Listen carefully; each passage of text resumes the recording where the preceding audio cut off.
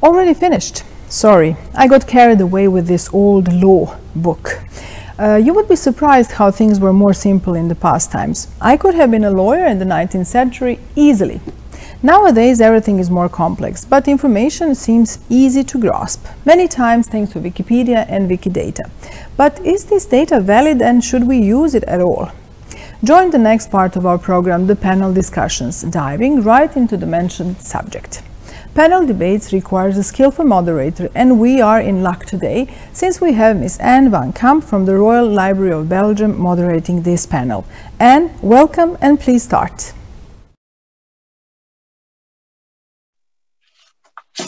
Hello, welcome everyone.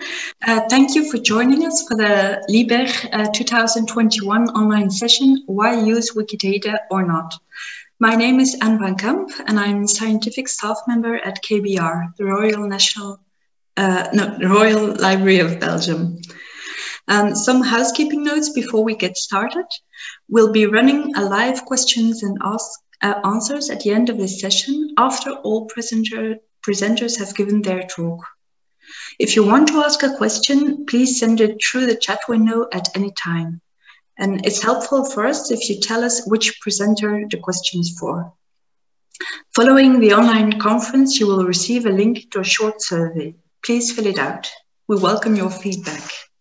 Finally, if you miss anything, don't worry. We are recording this session. We'll send you the recording and slides after the session finishes. I'll start sharing my screen.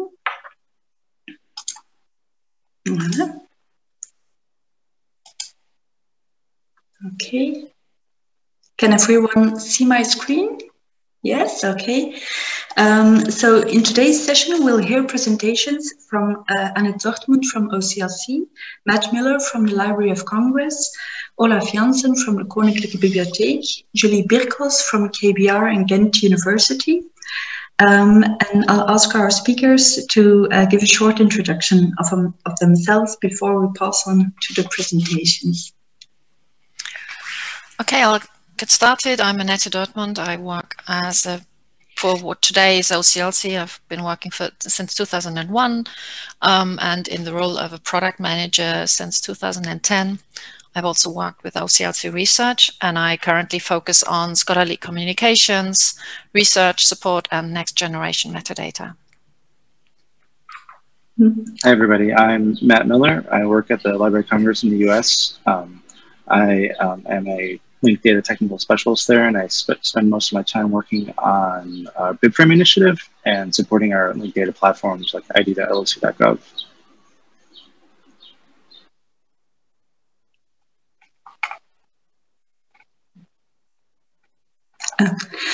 Olaf, you're still muted. Oh, I have to mute myself. I'm sorry. Hello, everybody.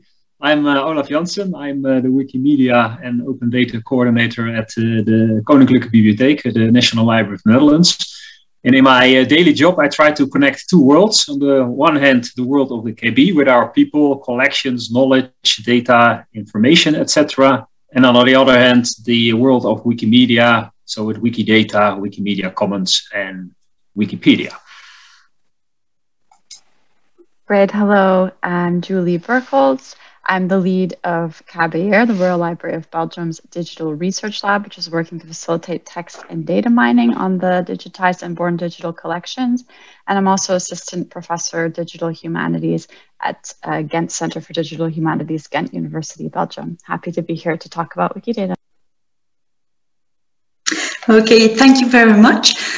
We'll start with Annette Dortmund, who is going to introduce the topic of today, the use of Wikidata. The floor is yours, Annette.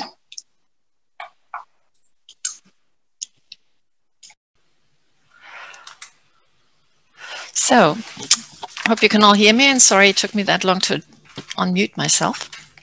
So before we move into the topic and before we move into all the practical examples, we'd like to disambiguate the wiki world a little bit for you and clarify some terminology we are using in this presentation. So first, when talking about the wiki universe, we need to distinguish Wikipedia, a multilingual, web-based, free content encyclopedia that you are probably all familiar with from Wikidata. A knowledge base of structured data, just as Wikipedia, edited in collaboration by all users and used by Wikimedia sister projects and others. And then, and Wikidata, very important, can also be used by other interested parties, human or otherwise, and very importantly, Wikidata generates identifiers for every entity described. And then we have Wikimedia Commons, a collection of freely usable media files.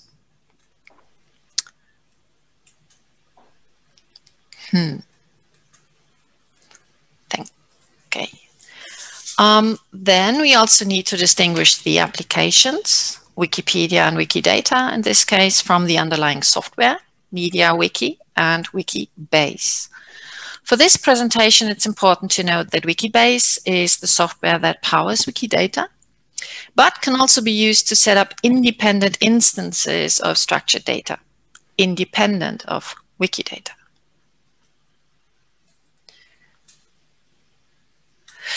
There's a lot going on in this world. In the cultural heritage sector, Wikidata is gaining more attention. It's seen as an important hub for existing authority files, and it is facilitating the linking and extension of library authority data to other sources. Wikidata stood out as the most common external resource that the projects were linking to, is what the LIBER Library Linked Open Data Working Group Survey 2020 revealed. And we see many explorations of either Wikidata or local Wikibase installations. No, thank you. Or local Wikibase installations, and we see them as experimental projects or in productive use. We also see many national libraries now strongly engaged with Wikidata or Wikibase too. Now, working with Wikidata can have all kinds of purposes. Enhancing existing data or descriptions in library catalogs, for example, with identifiers, creating richer descriptions of archival or special collections, enhancing the visibility of library resources, enabling the community to contribute knowledge and expertise, and so forth. Ultimately, Wikidata or Wikibase are used to capture structured data in ways and formats not possible within traditional bibliographic or authority workflows, to create or publish linked data, and most importantly, to connect library data with a wider knowledge graph via identifiers. Libraries getting engaged with Wikidata, or cultural heritage institutions getting engaged with Wikidata, can do so in a number of ways. They may be consuming Wikidata, they may be contributing to Wikidata, or they may wish to work with a separate Wikibase instance they implement locally. It all depends on the circumstances and not least of the purpose of their engagement. So why would they use Wikidata itself? Wikidata offers important functionality out of the box that libraries have long been missing in their traditional systems. Native support for multilingual interfaces and labels, for example. A field-level history of changes that allow for a high level of quality control and reduces concerns about working in a shared environment. Wikidata has a comparatively simple, straightforward user interface that hides a lot of complexity from first sight and just recommends itself to crowdsourcing or community engagement projects, and so forth. I could go on for much longer. Wikidata and Wikibase are also safe options for libraries because of the strong community support they receive. The large Wikibase developer community provides a growing set of tools and programs to help query, edit, or visualize the data, or enhance the user interface. Last but not least, many libraries feel they share values with the Wiki community and the Wikimedia Foundation, a focus on open knowledge, on operating as a non-profit, and on community governance. But libraries also have some concerns. Libraries plan for the long-term future, and they usually prefer careful exploration of new technology over early innovation. So they have concerns around long-term sustainability and scalability, and this includes questions around governance models and capacity planning. There are also cultural differences between the wiki community and libraries, with libraries being very rule-based and the wiki community seemingly more carefree, or at least not bound by decades of rigorous practice. So, in part, this is driving engagement with separate Wikibase instances. These separate Wikibase instances are mostly used for exploration and experiment, data ingest and reconciliation before merging the resulting dataset with Wikidata, but also for specialized use cases. Many domain-specific projects prefer to use a separate Wikibase instance to store highly specialized information in non-standard ways, perhaps even partially sensitive or confidential, in ways not supported by the central Wikidata instance. Last but not least, Wikibase is also used to extend the scope of linked data work beyond just the library domain, in particular to include other cultural heritage institutions such as archives and museums. With all these initiatives, an ecosystem of separate Wikibase instances is emerging. So in short, what Wikibase brings to the table is the ability to control critical parts of the infrastructure and meet specific requirements in a number of areas. But this also leads to disparate approaches to the management of entities. It leads to potentially redundant efforts, and it decreased consistency.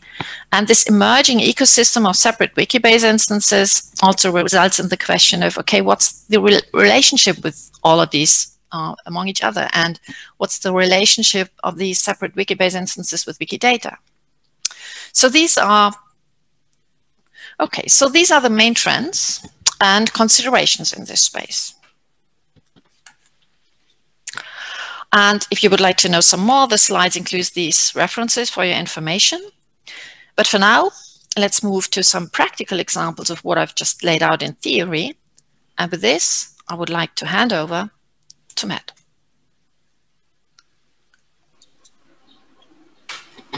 Great, thank you so much. I'm trying to figure out how to present here.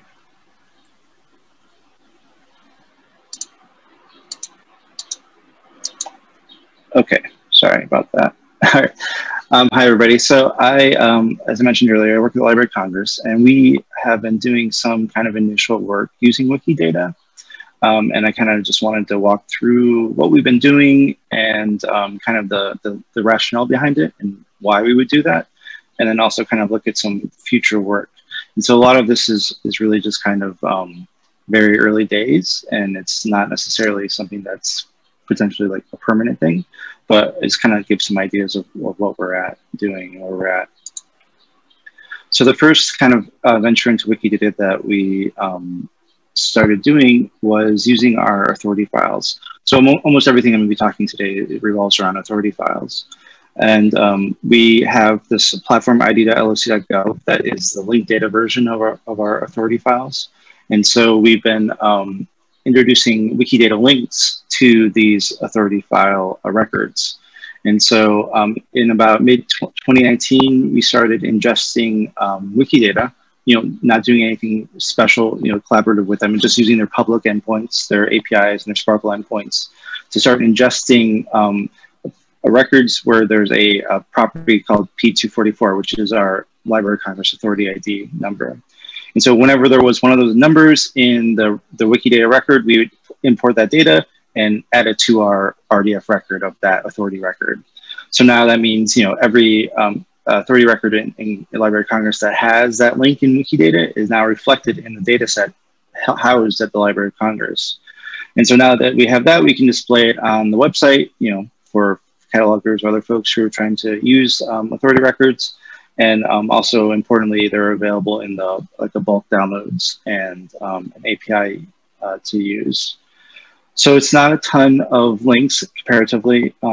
Total in the name authority records and subject headings is around a little over 10 million records. And so we have about 1.3 million records connected between Wikidata and LC. So it's only about 11% of the authority records have this connection. But the vast majority of things, authority records potentially can never be connected. So 11% is pretty good. hits a lot of important records and a lot of good data in there. So this is kind of like an ongoing thing. So every day, new links are added. People are editing Wikidata and changing stuff. And so about 200 links are added each day to this kind of link exchange. And that kind of just goes to show, like, that's not necessarily librarians doing it. This is being used by all sorts of people and adding those IDs into Wikidata. And so it's really interesting because it's not something that we're doing kind of proactively. It's basically we're reflecting what's on Wikidata, and Wikidata is driving those connections. And there's a link there if you want more information about that process.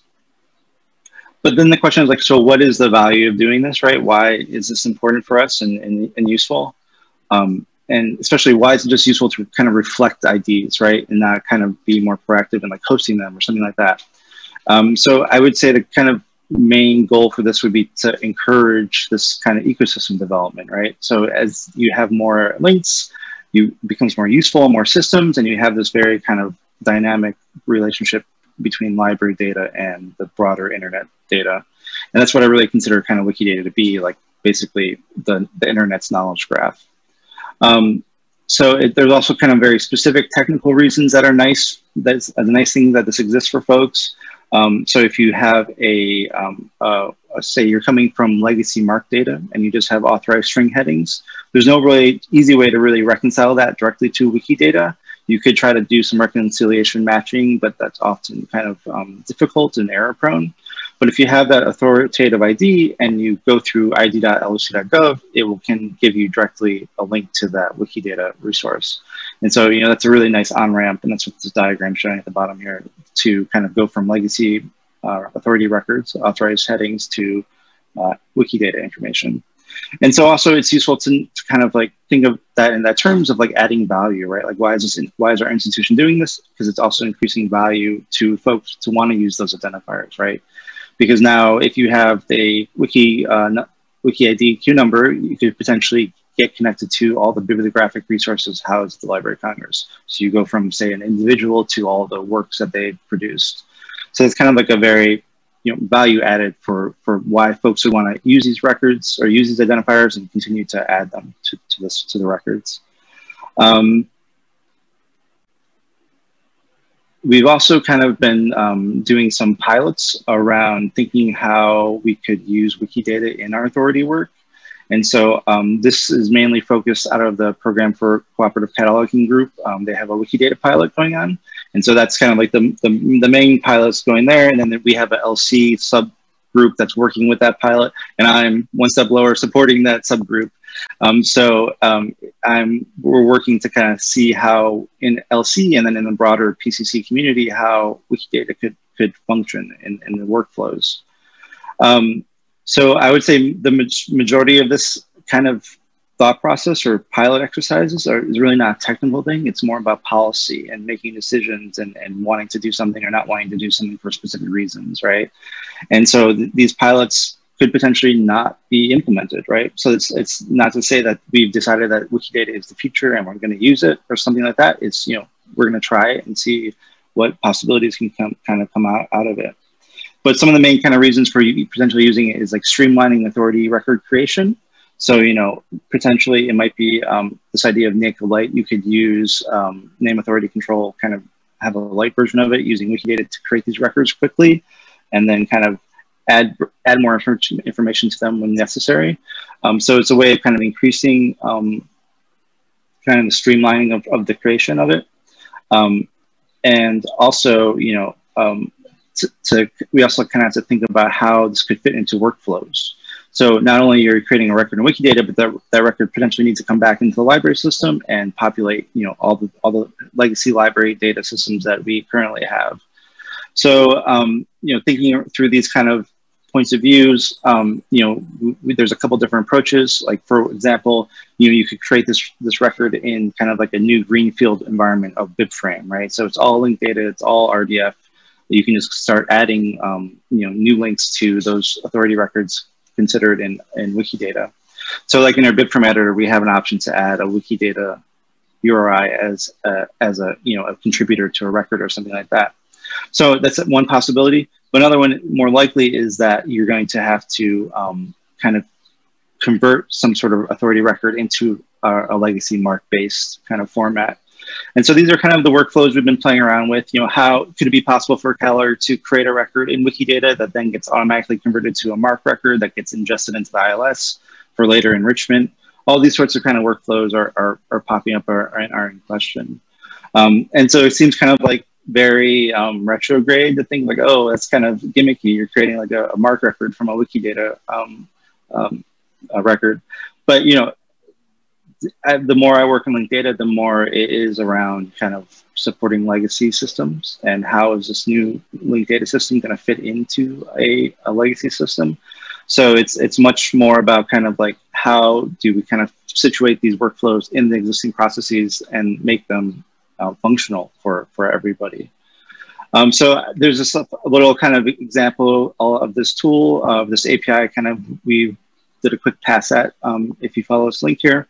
And it's pretty simple, but you are basically just, you know, there's a lot of kind of questions around how does the authority record hook into the Wikidata record and what fields need to be populated and, you know, if it has a control number first or afterwards, et cetera. So there's a lot of kind of questions around that still, but it's an interesting kind of experiment, right? So you can potentially create a Wikidata record with some information and that can be converted into a MARC record that can then be pulled into our ILS.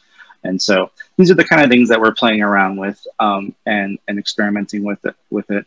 You know, we're learning a lot, you know, especially in some of the things mentioned earlier with challenges around, you know, interacting with the Wikidata community and, you know, moving beyond our kind of rule-based notions of how things should work and being in that kind of more open world system and what that means. So I think we're going to kind of learn a lot more as we continue on this pilot and try different workflows, but I think it's a really kind of promising avenue to kind of get our data out there in a more open way. So I'm excited to see how that continues and develops.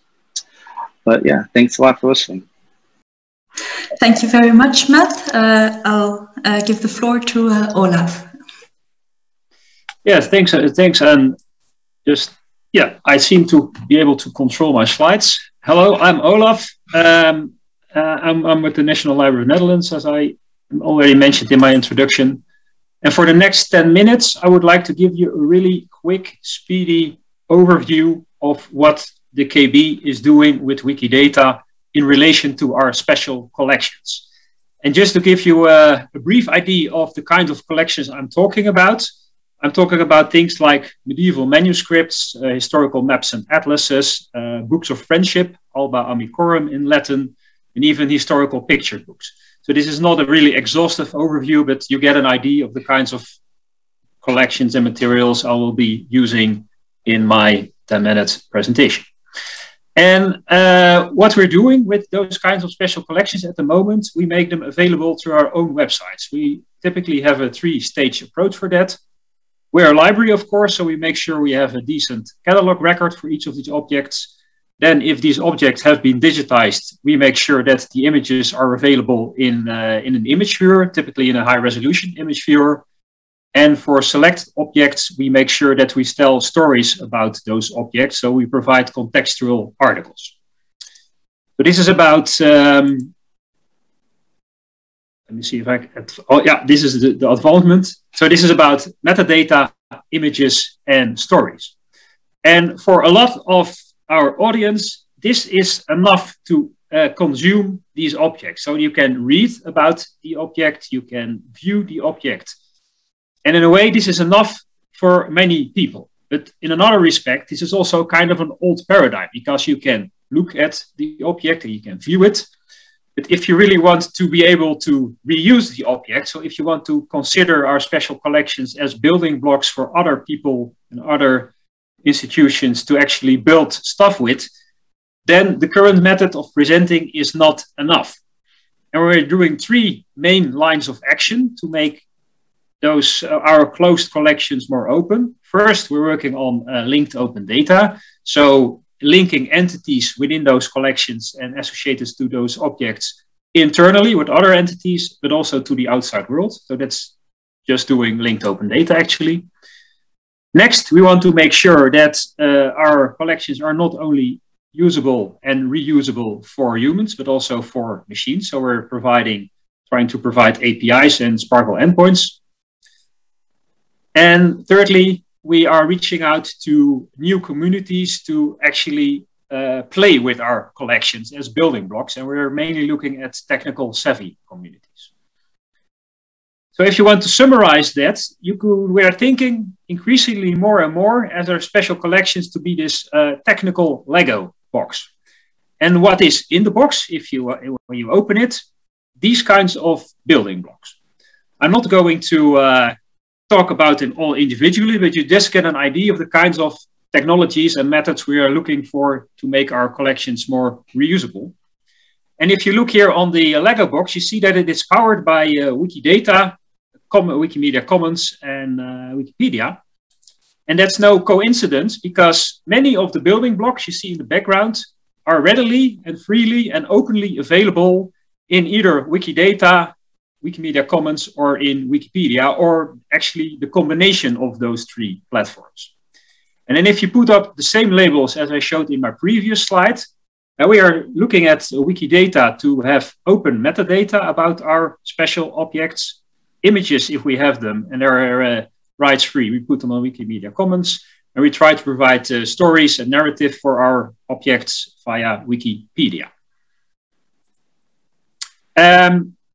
So you might wonder, given those advantages, why is Wikidata and the other Wikimedia platforms, why are they part of our library strategy? And I can give you 5 reasons for that.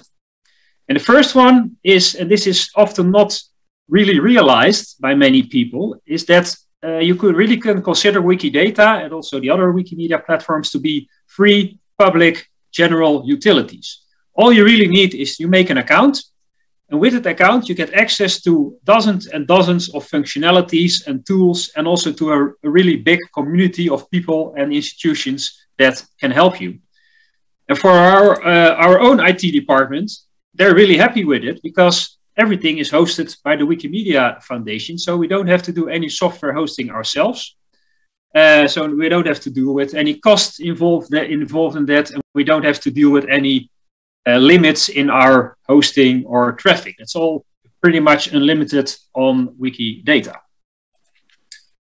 Secondly, Wikidata, you can consider that more and more as a one-stop shop for linked open data and all the functionalities you typically associate with linked open data, like creating records or managing records or linking and sharing, etc. All the things you see on the slide. Those are all part of Wikidata.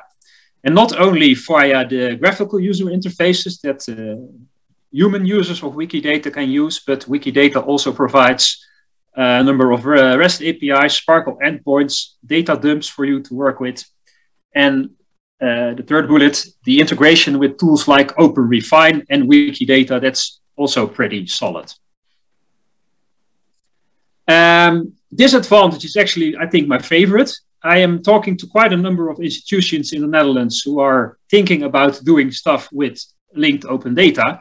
And often I get back from them that they find it really hard to enter that world. The entry barrier is really steep and kind of a bit scary. And then I always give the suggestion, well, you might want to start with Wikidata, because of all those scary linked open data platforms, Wikidata is the least scary. And why is it so relatively unscary? I think this has all to do with the community that is around Wikidata. You can actively participate in it. It's international, and they're really supportive and helping a bunch of people. If you have any problems related to linked data or Wikidata or other data aspects, there are lots of people out there who can really help you and are also very willing to help you. This is also supported by the many online and real-life events that are organized by the Wikidata community, like hackathons and conferences, etc.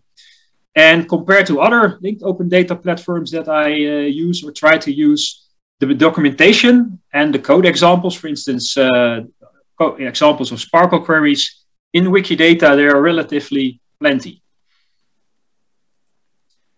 Working with Wikidata is really easy because there is no hassle with copyright. Everything in Wikidata is available under the CC0 public domain license. And what Matt already mentioned actually is that Wikidata is increasingly becoming the hub on the web for linking to other databases. There are literally hundreds and hundreds of databases registered in Wikidata via a property or an identifier. And you can just grab that identifier and connect to that database and also retrieve information from that. If you want to read everything that I try to condense in a couple of slides in a more relaxed manner, I wrote an article about it. That article is available on GitHub. If you have the slide deck after the session, you can go to that URL and you can read all the advantages of Wikidata for your special collections. Okay, I have a couple of minutes left, and in those couple of minutes, I would like to mention 5 criteria which we as KB are using to determine which of our special collections are most suitable for Wikidata. And the first one is, let's say, the importance of the object. Last year, we did a project to make all our collection highlights, so our canonical objects are the most important objects of our collections, available on Wikidata. And many of those objects were also digitized, and we put those images on Wikimedia Commons.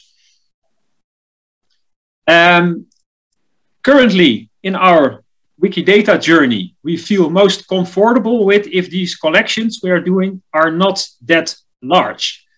The collection highlight project we did was 72 individual objects. We're currently doing a bigger project around our Alba Amicorum, our books of friendship. Those are around 800 in our collection. And all the other special collections that we're looking to be included in Wikidata, those are typically hundreds to, on the far side, 2,000 individual objects. So we don't yet feel comfortable with like 10 or 100,000 or even millions of objects. That's not yet within our institutional capabilities of working with Wikidata.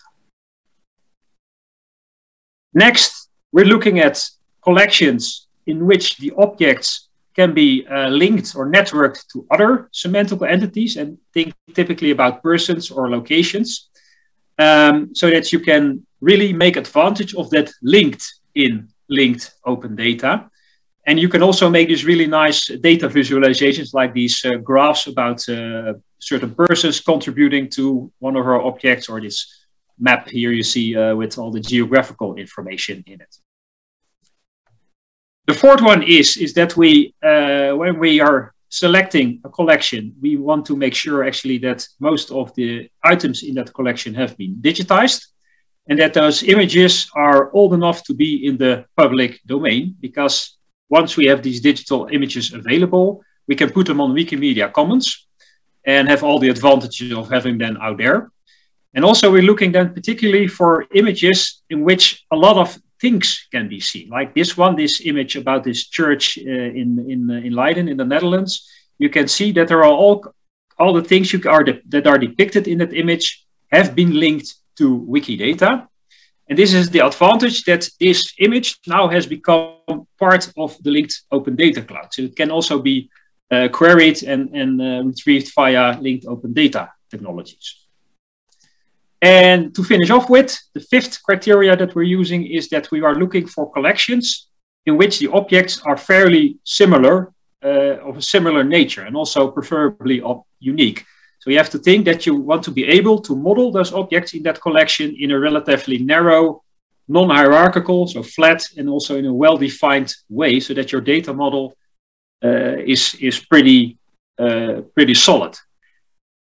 What we're trying to avoid at the moment is collections that you could call heterogeneous ephemera. So collections in which all the individual objects are of a very, very different nature, because then you can't do any bulk operations on those objects.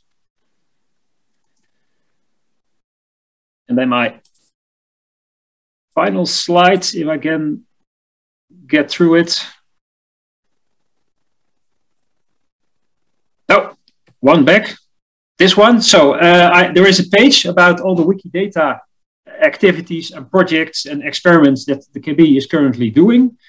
It's available on the URL you see here on the screen. So if you're interested in our project, you can go there and read about it. And finally, this is the article already mentioned halfway through my slides about this collection highlight project we did last year.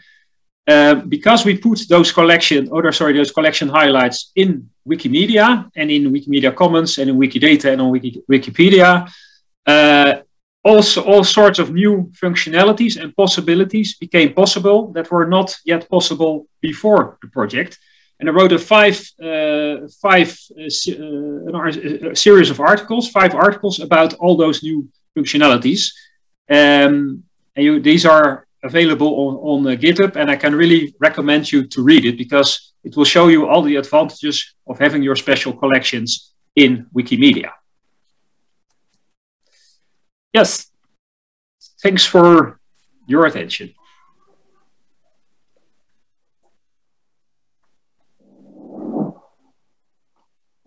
Great, hello, and just seeing if I can control these slides here.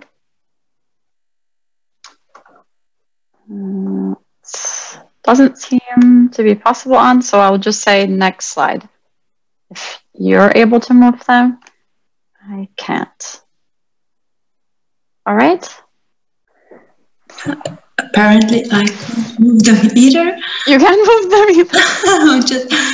But you can control your screen. You can move the slides normally. I can't. You know. Yeah. Oh. Okay, did you do that now or me? Oh my goodness. Okay, I did it. It's working, you know. Digital humanities professor. In any case, welcome. Thank you for having me talk about KBR's experience with Wikidata. We are one of the newest kids on the block here. So KBR does not yet officially have a global strategy or plan for Wikidata.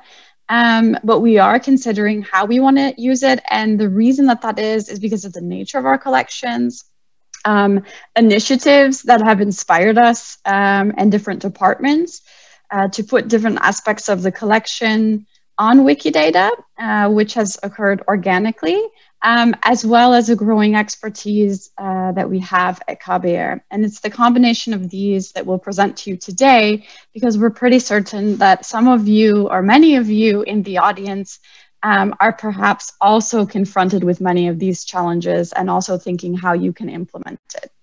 So it's not to say a critique that we don't have anything yet, but really we're busy and we're thinking about it, and this is what we're thinking about. So first, the nature of our collections. As Annette also described, multilinguality is one aspect of why many consider Wikidata, and that's certainly relevant for the KBR. So we are a relatively small national library. We're responsible for maintaining historical and cultural objects and also creating that metadata and authority data about them. And as many of you may know, Belgian national heritage is and always has been located at these crossroads of several cultural worlds. French, Dutch, German, Spanish, Austrian, Italian, if you look back at the history. And thus the data and information in the collections that we have go beyond linguistic, geographical, and these cultural borders. And that means we also have very diverse collections. And we have a need then to link this data and information to very specialized domains. And currently that often means that we have sometimes databases and of course, databases specific of these collections, but then our general catalog to help us organize this data to these related objects. We have a multilingual catalog. So the general catalog is an OPAC, but we also have the legal deposit collection. So our library has a legal mandate to collect all Belgian publications. So we have records of the bibliography of Belgium, and also our digitized collections, which are a selection of those are available as full text. And we make that bibliographic data available in a number of different formats. So again, as I said, we don't have an official policy, although we've had many initiatives that we've been confronted with as a library, or we've had opportunities to present our work at, which have been the annual Public Domain Day, which has encouraged us and challenged us to upload some of the digitized documents into the Wiki Commons. as well as Wikidata's 6th birthday and related workshops and editathons to enrich Wikipedia. All of these initiatives then have emerged somewhat organically, and that means that you can find us on Wikidata, and you can find us actually with a number of different QIDs, which are related to these different initiatives and projects. In addition, the overview of KBR's collections on Wikidata, because of these organic creations and projects, is not necessarily clear, and that leads us to a need for looking for a strategy to bring more coherence, not only to Wikidata, what we have publicly available there, but that link back to our catalog and making and ensuring that it's findable. Currently at KBR, we're working on a digital data strategy, which is working to make the data that we have internally, but also externally fair, so findable, accessible, interoperable, and reusable. And within there, we're prioritizing a number of data sets, which is the Belgian collection, including our legal deposit, unique collections that we specifically have at KBR, and contextual collections. As some of you know, last year KBR opened a museum, so we have a really specialized set of manuscripts that we put on display there. And we are also working then to publish our authority data in this way. And one of the aspects of this fair is, of course, considering how we can make it findable through the Wikidata or the Wikicommons infrastructure. So that's one aspect about the nature of our collections, and also let's say the initiatives that has led to the organic emergence of these Q and PIDs. But we also have as a library a growing expertise, which has been really important in having these discussions internally about the need and clarifying the decisions that we might want to make. One of those is the lab that I lead, which is the Digital Research Lab, working on facilitating text and data mining on the digitized and born digital collections.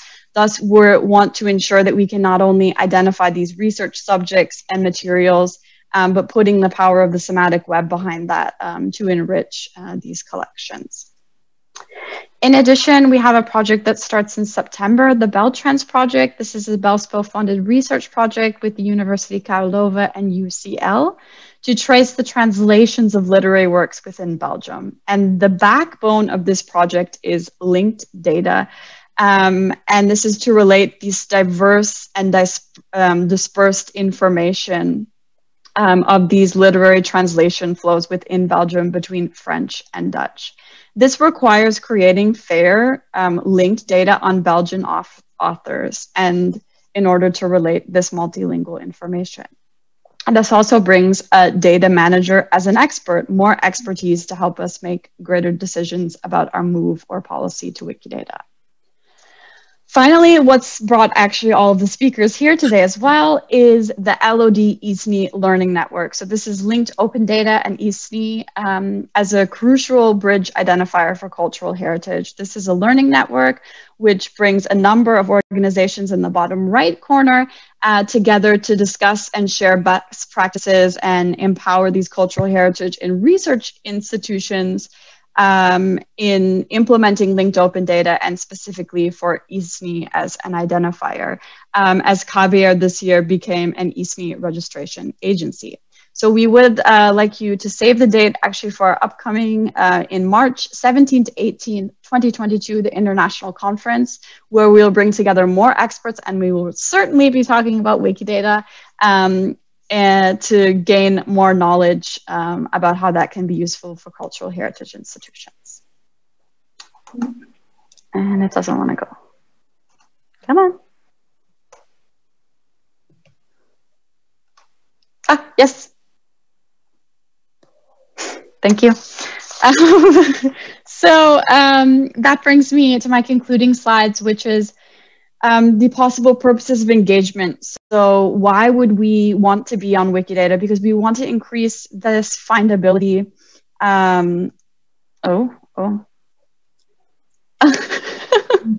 Oh my goodness, now my slides are moving without me moving them. Apologies. So we want to increase this visibility of KBR's collection, share this information as linked open data as a central hub, and also work to figure out a strategy of enrichment and enhancing the quality of our existing data, which I think we found in the 2 previous presentations, some great examples of how that's actually being done in practice. And as we know, we're able to do that because Wikidata provides these structured open data with these identifiers and has this native support for multilinguality, which is a key aspect of our collections. And also through the Wikidata query service and the tools, ways for us to do this in a much more efficient way to reuse this information. And my slides are stuck again. Anne, can you control it? Yeah.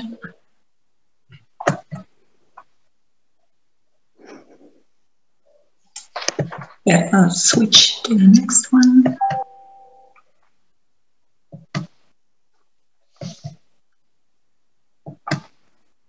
Strange. Sorry. Well, in any case, then I will just end by concluding saying that it's okay to be at the beginning. It's okay to have lots of conversations internally within your library about the pros and cons of why you would want to use Wikidata or Wikibase, as Annette has said, and that this, for KBR, that was the combination of, again, these needs of the nature of our collection, bringing expertise into the library that we haven't had before, that is able to help us navigate this, and also these initiatives where we already can build some experience on that. So thank you, and I look forward to your questions.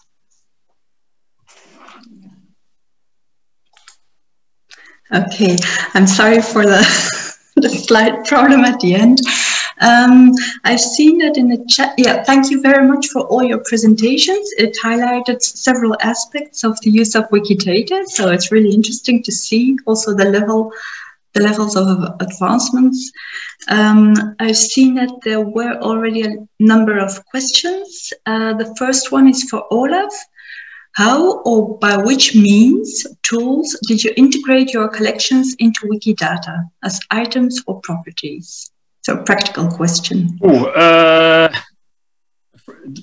First of all, you just start with an ID that I want to describe this object in terms of Wikidata properties and so P and Q values.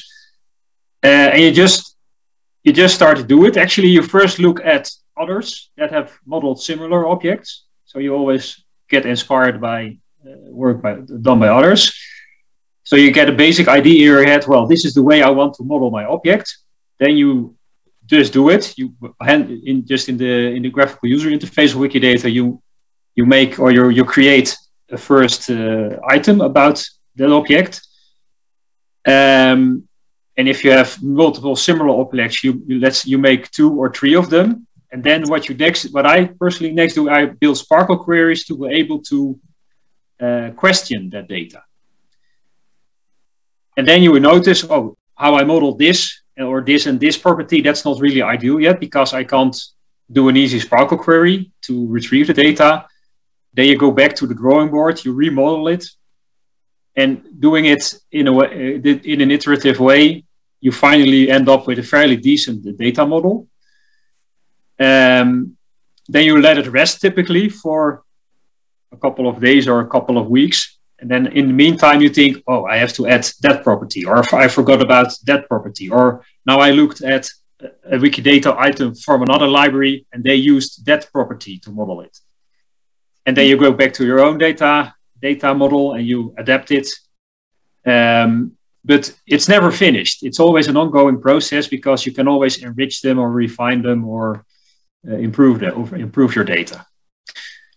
And then once we have a decent amount, and we're fairly sure you can scale it up, then you can start to actually replicate the object or the data model for more objects.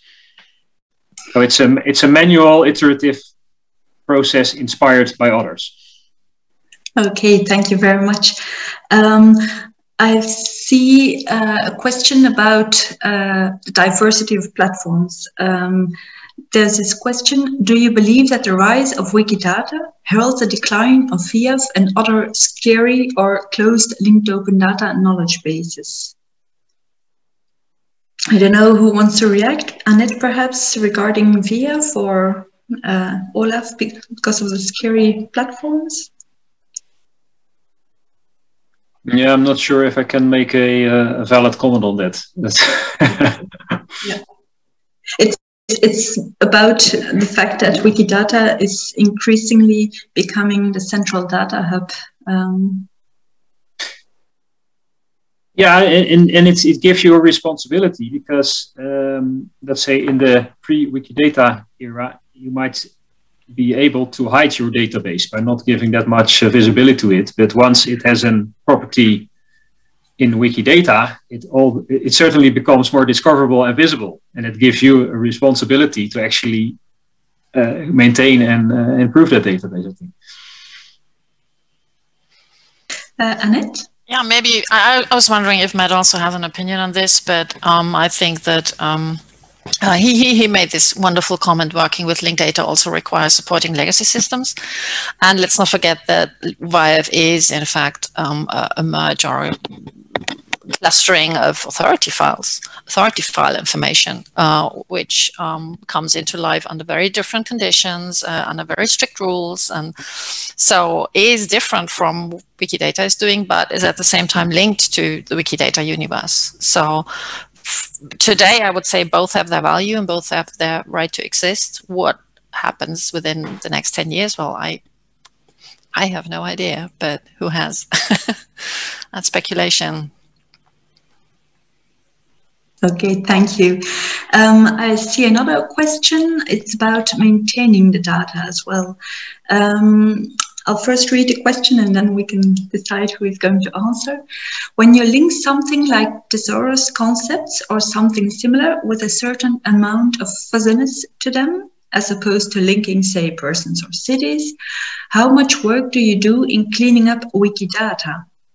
This question stems from our experiences where we ran into quite a few challenges in linking, where we could find, for example, a Wikidata that is kind of a close match, but not quite yet. It has a lot of information linked to it from several languages, and there are certain differences in nuance between those. And then we might find the exact match in an item that only exists in, say, Hungarian or some other smaller language, and linking to that item doesn't seem fully useful either. And cleaning the whole thing would be a lot of work and not possible for someone fluent only in a couple of languages. So it's a bit, okay, you've got your own system, you've got your own quality of data. When you go to Wikidata, you're confronted with some inconsistencies or similar things. Will you do the effort to start correcting Wikidata or not? I don't know, Matt, perhaps you want to react on that? Yeah, and reconciliation is an extremely difficult thing. I mean, for things like subjects, I think the question mentioned subjects. For example, like the Library of Congress subject headings are have a huge span of topics and are composed of various kind of subjects and amalgamation of many different things. So I think, the best approach to that is it's almost always a human approach. It's very difficult to do any sort of automated mapping on some sort of subject-based thesaurus. So I think it's really just kind of like chipping away at it. I think for LCSH, there's only around 30,000 links between Library of Congress subject headings and Wikidata. So that's a tiny fraction of the 500,000 that exists subject headings authorized. So I think it's just a process, it's going to take a long time to make those connections, and some of them aren't going to be able to be connected. And it's just kind of like judging where your energy is best spent and what can kind of create the most beneficial outcomes by increasing mappings in certain areas and things like that. Okay, thank you very much. I see another question regarding the the trustiness of the repository. People are asking, do you trust Wikidata to preserve data, or do you simply create links from Wikidata to your own dissemination copies, or do you just not worry? Olaf or Matt? I know that, of course, the safest solution is to have it on your own servers, and I suppose that you all do that. Just keep it on your own servers, be able to control it yourself and link to it. But yeah, for where besides this, the things I told about our special collections, we're also doing authorities. We also link, but we're only in the stage of actually linking towards Wikidata. So we're not yet ready to ingest data from Wikidata into our own authorities. And if we would do so, we would do that in a separate graph or database. It's not something you would have really merged, intertwined with your own data. You always keep that separate. And just trusting Wikidata to keep your stuff without having your own internal copy, no, that's I wouldn't recommend that. You can do it once. You can put stuff on Wikidata, but of course Wikidata is open, so you can also then retrieve the information back. But really relying on Wikidata as the single source of your information, I wouldn't do it. No. In her presentation, Annette also mentioned the possibility of using Wikibase. I don't know if you would like to add something, Annette, to this aspect. We can't hear you. I'm sorry. I would like to leave this to the practitioners, but I think this is exactly why in some cases Wikibase is being used. Yeah. Okay, indeed. There's another question regarding the cross-domain aspect. So did you have any difficulties dealing with a non-librarian community behind Wikidata? Sometimes I felt that librarian or archivist had a hard time acculturating to the community and arrived with a mindset that created, in some occasions, a bit of tension. I don't know who would like to react. Matthew, perhaps? I would just comment, yes, that's of course true. I mean, I think there's maybe tension from both sides. You know, coming from the library archives world, wanting to set up something that's very kind of rule-based and thinking like, oh, Wikidata doesn't have these properties. Maybe we should suggest that they do have these properties, as opposed to thinking of the mindset of like, this is a different domain. Maybe we don't need new properties. Maybe we need to like map our data into their properties or approach it differently. And I think from the other side too, it's also some tension too, is saying like, you know, the fact that anyone can delete a record has caused tension with some of our pilots going on. So I think I do appreciate the Wikimedia community around reconciliation of like dialogue, and that's how things get solved. But yeah, there's going to be kind of these bumps, I think, as we figure out each other and how it's supposed to work. Okay, thank you very much. I see that it's almost 4 o'clock already. So I would really like to thank very gratefully all of the presenters. For the people who participated, thank you very much for joining us. We appreciate you being here. And we will also share the slides afterwards. It has contact data of the speakers as well, so feel free to send any questions or comments afterwards. We'll be happy to have a dialogue with you. Thank you very much, and yes, let's continue sharing expertise on this. Thank you very much. Okay, thank you.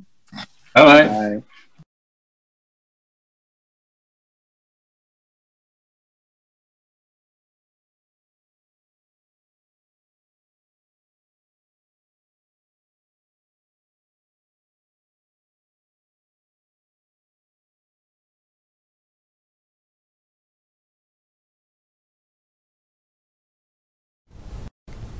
This was a great panel. I found out so much about Wikidata, and I hope that you did as well. Now it's time for the second coffee break of the day, number 2 at the LIBER 50th Annual Conference here in Belgrade. Since we networked this year from Belgrade virtually, I cannot invite you to grab a cup of a strong black Serbian coffee, as I could with a great pleasure if this conference was taking place live from Belgrade, in Belgrade. So let us do what is possible in this virtual year, and let's have some coffee wherever we are at the moment. While we sip the coffee, we can all visit the virtual exhibition at libve.rs. Go to virtual coffee booth and network with other colleagues, or visit one of our local sponsor exhibition booths and find out more about the latest developments in the information and library industry. I'm looking forward to seeing you at lbve.rs and talking to you live. After the coffee break, it's a meeting of participants, and it starts at 4:15 p.m. Central European Time. Be there or be square.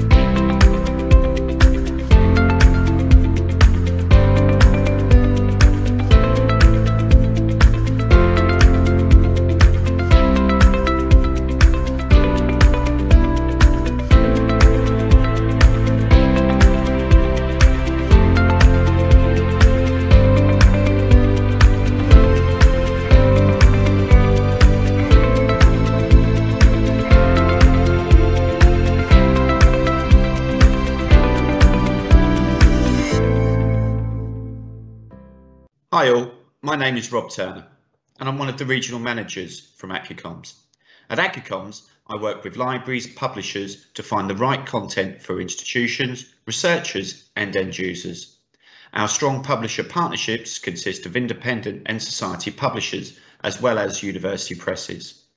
We are also well informed when it comes to open access and transformative agreements, and we can assist institutes in analysing the statistics when it comes to considering any open access or transformative agreements. Lastly, we can help you in setting up access or any customer service needs. We work directly with publishers, subscription agencies and institutes. For more information, visit our website at accucoms.com.